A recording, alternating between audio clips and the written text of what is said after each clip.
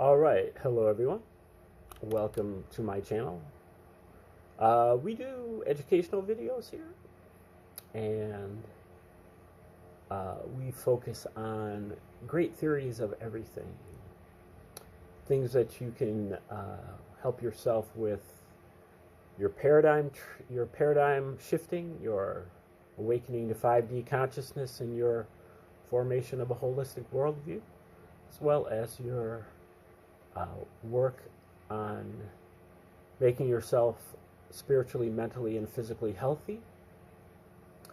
And today is our 41st video that we've done on Daniel Ingram and his book called Mastering the Core Teachings of the Buddha. And this book covers pretty much everything on Buddhism. And if it doesn't, it gives a citation to something that does. And in particular, Ingram has spent a lot of time in Far East monasteries, doing a lot of long retreats, and sharing his knowledge from those experiences, and his knowledge that he gleaned from many of the meditation masters that reside in those monasteries, and brought it back to us in English, so that we don't have to do all that. So I think it's a great resource, and all credit goes to Mr. Dr. Ingram for putting in the effort. Putting in the effort on the cushion for meditation, and also putting in the effort to put everything that you can conceivably need to enlighten yourself in this book, other than the time that you need to spend doing your meditations. Okay, we are in chapter on the progress of insight. I think this is chapter 30 or 31, and he's going over the stages of insight, of which there are 16, and we are in the fourth stage, called the arising and passing away. These are states that you get into in insight meditation, where you are focused on, or you're not focused on anything. You are noticing and noting the six sense doors, the five senses, and the mental impressions, and investigating them for the three characteristics of impermanence, dissatisfactoriness, and not self. And that is the technique for awakening yourself.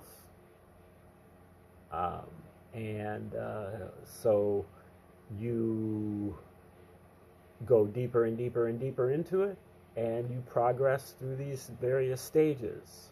This arising and passing away, stage 4, which is also the second jhana, Vipassana jhana, according to his classification, is a major accomplishment. Okay, so we'll see what he has to say here.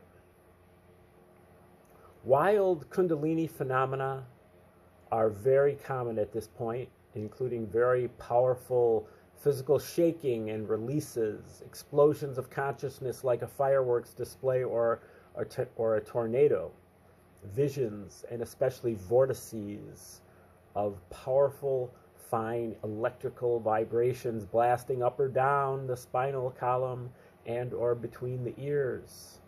These vortices can be very loud. Anything that might be described as a vortex is nearly perfect diagnostic of this stage. If someone is describing some sort of a fast, buzzy energy that seems to want to burst out or be darting around, the vast majority of the time they are referring to this stage. While people generally think Kundalini phenomena and energy will be great fun, Not everyone finds them so. The energetics that can occur in the arising and passing away can be disconcerting, painful, even occasionally excruciating, like we are being electrocuted. Sometimes energetic openings can feel like we are being ripped open and our nervous system fried. People can imagine that something is horribly wrong with them, and some reasonable number will seek spiritual, medical, and or psychiatric care. I dream that one day basic Kundalini awakening phenomena will be taught in medical schools and other therapeutic institutions, but we are likely a long way from that level of sophistication on that front, unfortunately, being the primitive materialist culture that we are. I have no idea why the arising and passing away is extremely blissful for many and painful for others, but if you are looking for a PhD dissertation research topic, that might be a fun one. Good luck finding an advisor for that. In some of my more painful and jarring early arising and passing away phases, which a map geek might correlate with the late aspect of the stage 3 characteristics, I have preferred reclining practice, as it not only helps with some of the pain, it also allows my mind to really get to the level of subtlety and fine buzzing investigation of the harder aspects of the pain and tensions to allow them to finally buzz through. Thus, if something feels really blocked, stuck, tight, you might try this type of practice. Really feel into the fine-grained nature of the sensations that make up those tensions, blockages, chakras, or however you think of them. Open to them, relax around them, and gently and patiently allow them to do their thing, as this may help.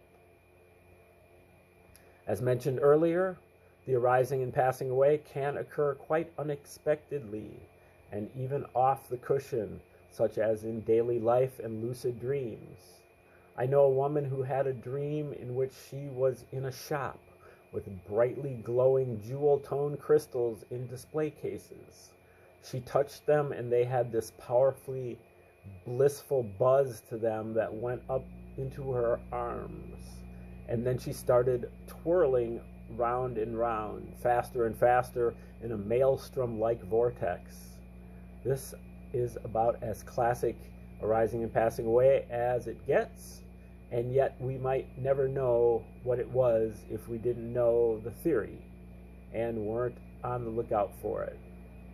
Why it is so important to identify the arising and passing when it happens will become obvious shortly. None of these manifestations are a problem unless their true nature is not understood, unless they lack appropriate conceptual context and cause people to react poorly to them, or unless they happen when we are doing something like driving a car down an interstate at 75 miles per hour. A story for another time. Arising and passing away phenomena may be followed by various mixtures of wonder, excitement, bliss, elation, and sometimes disorientation. Occasionally, they will also really freak people out, as most people who enter this stage have no idea what it is and are not in a context where those around them are likely to clearly identify it. It is not uncommon for those in the height of the rapture of the arising and passing away to associate some of these occurrences with those of an extended orgasm, and sexualized descriptions of this stage are very common. Hypersexual ways of looking at the world and people are common in this territory. It is the stage most prone to creating vipassana romances, in which people fixate on someone else on retreat or in the office, class, gym, or whatever, as being extremely desirable in that all-consuming, crushy love sort of way. Portlandia, the TV show, has a funny episode about Vipassana romances. Similar Vipassana romance phenomena can happen at a later stage in equanimity, which is stage 11, 10 or 11, meaning the part of equanimity that looks a bit like the arising and passing away. Heightened libido and increases in sexual ability may be noticed during this stage. Affairs with other meditators, teachers, and other types of people become more likely. I'm not making excuses for anyone, just giving a warning about what can happen in this territory. Those few who notice the ability to see and manipulate emotions and or energy channels in themselves and others who combine this ability with lovemaking during this stage may temporarily be able to achieve some truly remarkable effects, however short-lived. Strong sensual or sexual dreams are also common at this stage. These and their while awake counterpart feelings may sometimes be non-discriminating gender-wise. Those that are attached to the notion of themselves as being something other than at least partially bisexual or just generically sexual may find these dreams and feelings disturbing. Further, if you have unresolved issues around sexuality, which we basically all have, you may encounter aspects of them during this stage. The stage can be particularly disconcerting for monastics and others who have repressed significant aspects of their sexuality. The arising and passing away, its afterglow, and the almost withdrawal-like crash that can follow it seem to increase the temptation to indulge in all manner of hedonistic delights, particularly substances and sex. As the bliss wears off, we may find ourselves trying to fill that chemical void, feeling very hungry or lustful, craving chocolate, wanting to go out and party, etc., as if we were suddenly in drug withdrawal. If we have addictions that we have been fighting, some extra vigilance near the end of this stage might be very helpful. There are some paradoxical and notable exceptions to this trend, specifically that some practitioners who cross the arising and passing away will suddenly find substances far less appealing, as well as addictions lessened or even simply gone. Unfortunately, these effects are unpredictable and there is substantial variability among practitioners. This stage also tends to give people more of an extroverted, zealous, or visionary quality, and they may have all manner of energy to pour into idealistic, grandiose, or ambitious projects and schemes. It is one of the most evangelism-prone of the stages. Ever talk to a hyper-excited Christian who just had their conversion experience, saw the light, and is now passing out pamphlets for Jesus and telling everyone to get saved? Very likely they are in this stage, or just crossed it recently. At the far extreme of what can happen, this stage can imbue us with the powerful charisma of the radical and magnetic religious leader. Finally, at nearly the peak of the possible resolution of the mind, at the peak of the arising and passing away, some but not all meditators cross something called the arising and passing event, or deep insight into the arising and passing away, something sometimes just called deep insight, a term that may often generically be applied to this whole stage. For those who do have a specific event, it or this stage in general marks a profound shift in the practice, and from then on they will be somewhat changed by what they have seen, with this being the point of no return that I mentioned in the foreword and warning. The intensity of this arising and passing event can vary, though it tends to be quite clear and memorable, particularly the first time we cross it during that cycle. However, for some, there will simply be something that seems to have the general characteristics of the arising and passing away territory that then fades without an obvious peak event. If you get into arising and passing territory and keep practicing and it fades out to something else, that still counts, as it were, with the implications of counts hopefully becoming clearer in the next section on the dark night. Some people will have a big and obvious buildup to the stage of the arising and passing.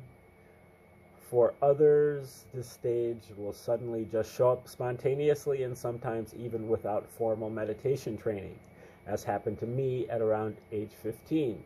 I have many friends, family members, and acquaintances who ran into these stages without formal training and in daily life.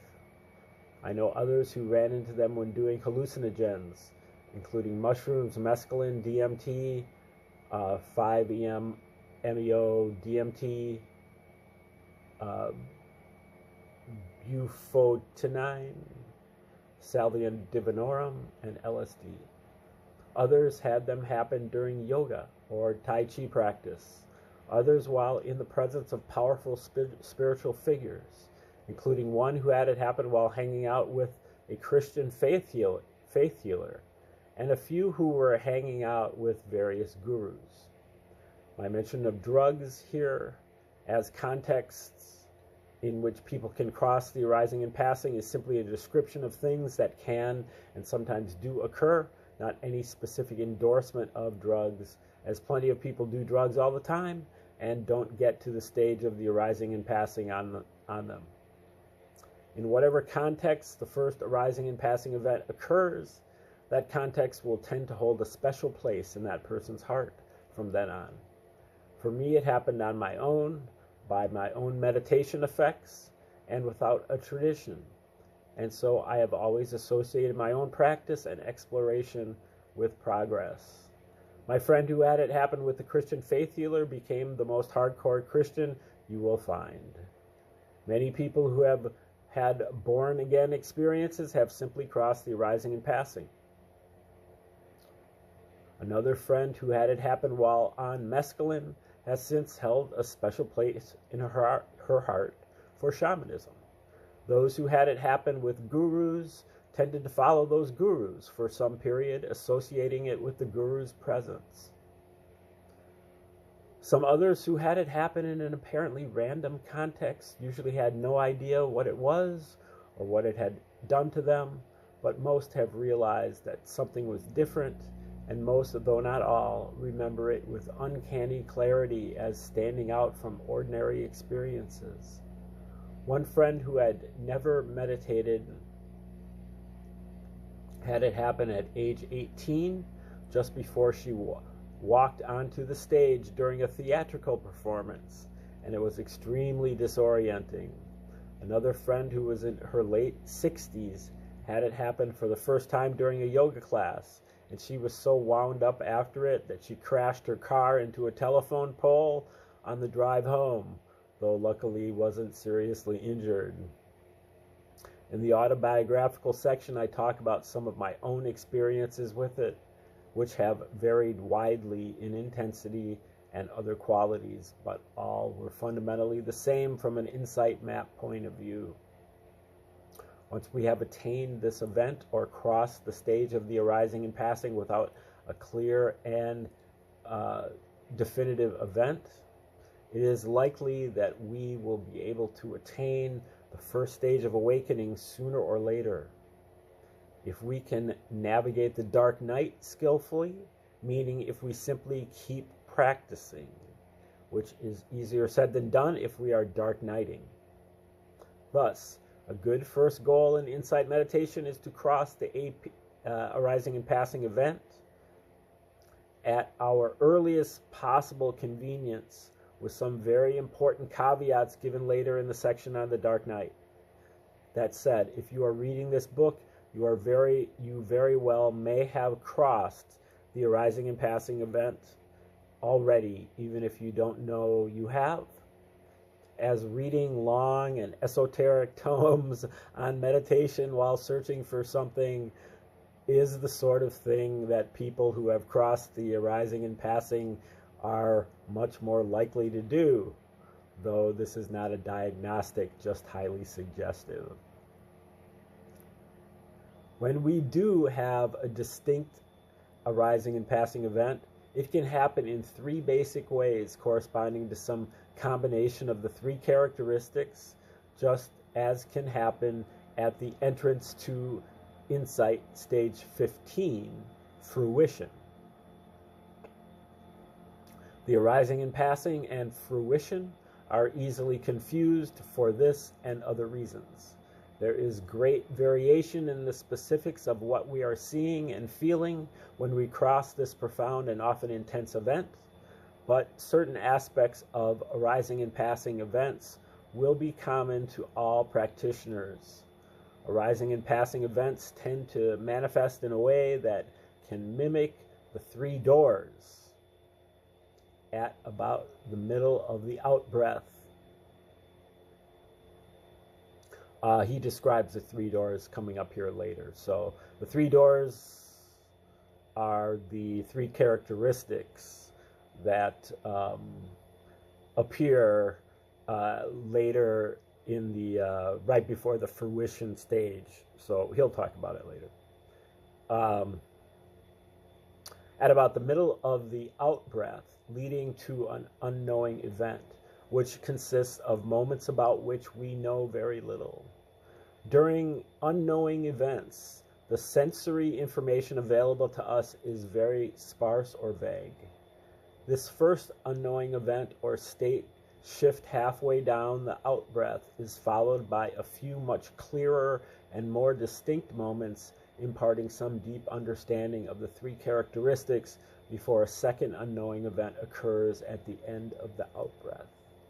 This is what I call a double dip, since we dip into something very deep twice as we travel down the out-breath.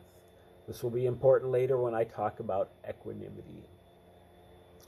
In these profound and clear moments, most but not all of our sensate universe is perceived to strobe in and out of existence, arise and pass. The subtle background and sense of an observer still seem to remain stable.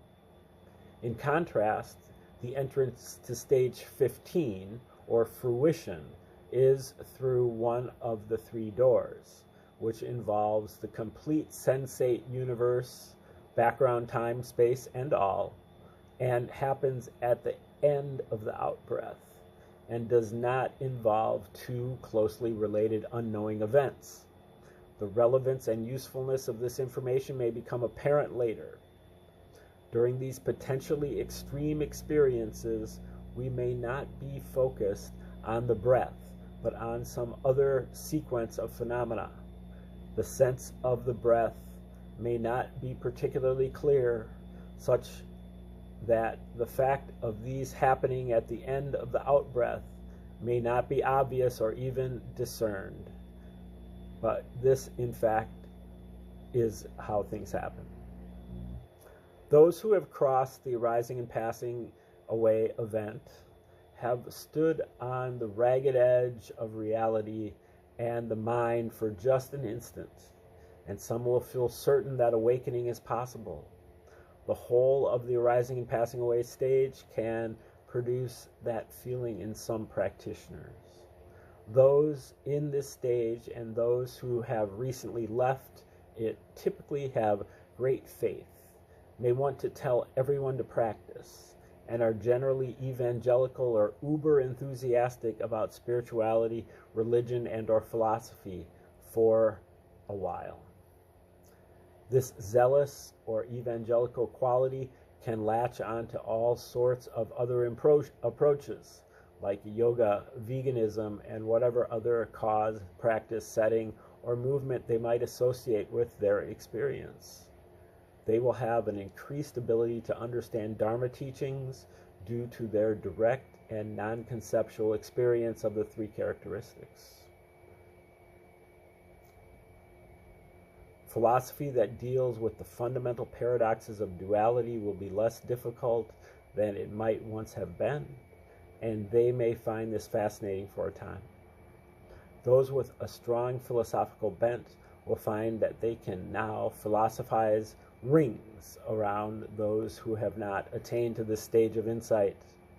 Further, if you read about the lives of the great philosophers, many report episodes that are clearly the arising and passing away event at the start of their illustrious careers.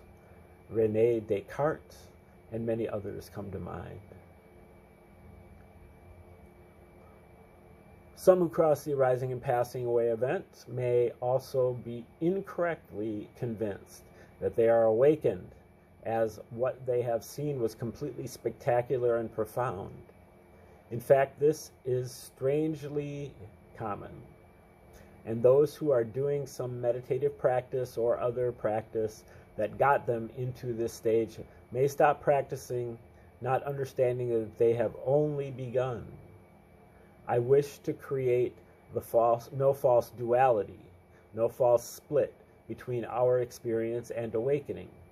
Yet, if we aren't yet awakened and yet think we are, there are reasons to heed warnings so that we can increase our investigation of what is going on right now to advance our practice, as mentioned previously in the section called A Clear Goal. The stage of the arising and passing is a common time for people to write inspired Dharma books, poetry, spiritual songs, etc. If you are on retreat and suddenly creativity is pouring out of you, that song or screenplay or whatever is suddenly seemingly writing itself. Then having a way to write the ideas down or a phone to record them on so you can remember them later can be helpful if it doesn't take too much time away from the retreat. The level of creativity that the arising and passing away event can produce is astounding. A bit of journaling here and there can be helpful in the more dramatic stages of insight, as it helps get the ideas out of our heads and it can help to process them. When we see something on a written page, we think about it differently than when it is in our brains. If you are on a retreat and find yourself journaling a lot, perhaps discuss this with a meditation teacher so they also know what is going on. There is also the stage when people are more likely to join monasteries or go on great spiritual quests. It is also worth noting that this stage can look an awful lot like a manic episode. And for those who are bipolar, can trigger manic episodes, albeit manic episodes that also have real insight mixed in with the real mania. Just because we have insight doesn't mean we might not also be functionally nuts, to use the vernacular. Decisions about stabilization and intervention for those who get way out into crazy land in the ANP, rising and passing, need to be made based on issues of promoting safety for the practitioner and those around them, and based on the degree of impairment of basic function. I will talk more about that in part 6. However, this stage manifests the arising and passing is a major milestone on the path of insight. It is also a point of no return, since soon the meditator will learn what is meant by the phrase, better not to begin. Once begun, better to finish, as they are now too far into this to ever really go back. Until they complete this progress of insight, they are on the ride and may begin to feel that the Dharma is now doing them rather than the other way around. They will progress inevitably and relatively quickly, usually within days, into stages 5 through 10, which, as you will see shortly, are not always pretty. The rapture and all the bells and whistles die down quickly, and the meditator may even be left raw, as if hungover after a night of wild partying. The clarity fades significantly, and the endings of objects become predominant as they progress to knowledge of dissolution. Okay, so dissolution is stage 5, and he's about to start that right here. But I think we're going to leave it off here, and we'll start fresh with the discussion on dissolution, entrance to the dark night. Okay, so the dark night is the third Vipassana jhana, and it encompasses stages 5, 6, 7, 8, 9, and 10. So he'll be going through that. Those stages are dissolution, fear, misery, disgust, desire for deliverance, and reobservation. So we'll be getting into the dark night tomorrow on this channel. So come back, and thanks for tuning in today. Have a great day.